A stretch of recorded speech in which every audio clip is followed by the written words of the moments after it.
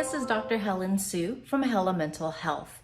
There's two really important things I wanted to talk about today about Asian Americans and depression, because I keep hearing young people say things to me like, my parents don't believe in depression, or my Asian parents say that depression doesn't exist where they come from. And I think that's really important to clear up.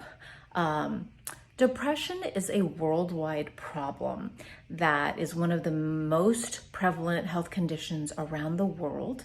And many Asian countries see a great deal. You can look at studies that antidepressant use, prescriptions in China has risen steadily since 2013.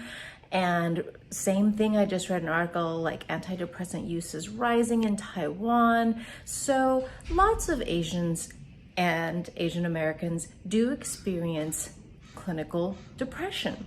Now, we might call it something different. Our parents might have called it something different, but the phenomena is not new. Our people, our countries worldwide have always known that there's something that happens when your mind-body is so out of balance that you are depleted. And instead of having a bad day, a down day, it becomes clinically significant. You're not able to sleep, you're not eating right, you can't enjoy anything. Depression doesn't always look like, oh, I'm so sad and I'm crying. It can look like I'm showing up at work. A lot of Asian Americans do high functioning depression, and we might look okay, but we're just flat. Like emotionally, anhedonia is one of the key symptoms of depression that you should pay attention to. And anhedonia is the inability to enjoy things. Like, I used to love seeing my friends and now I just feel empty. Or I used to think this was really funny, or I really like to make art and I'm just flat inside, and I'm losing hope. And that's not your natural state.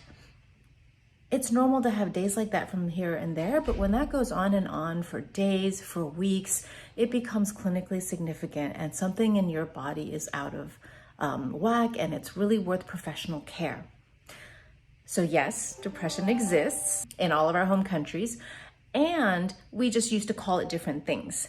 And we have always, for thousands of years, previous to Western medicine, had ways that people tried to treat it. With herbal medicine, with meditation mindfulness, with exercise, with care and social support, and music and drumming, and there's all these other things that do really help depression that are culturally grounded. The second point I want to make that's super important is that having depression doesn't say anything about etiology. What does that mean? It means having depression doesn't say or mean necessarily anything about a person. So we have a tendency to misunderstand, oh, it means I'm weak or something if I get depressed. It has nothing to do with that at all. We all have seasons in our life. We can all get out of balance with our mind and body, right? So especially times like after having a baby, or after a big move, or after getting physically sick, those are times we're extra vulnerable to getting depressed.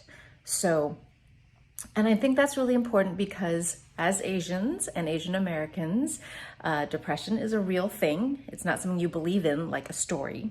And two, if someone you love or if you yourself are getting depressed, it doesn't say anything about your character or your strength or nothing like that. This is a health condition and it's really common and it's not untreatable. So please don't make a difficult, painful, exhausting thing worse by not seeking help, by not taking care of yourself and restoring the balance. So I'll put some links that you can read some more about depression, especially from Asian and Asian American sources. So I know sometimes a lot of my young students will say, I want these resources to share with my family because I have a hard time talking about depression. So please do.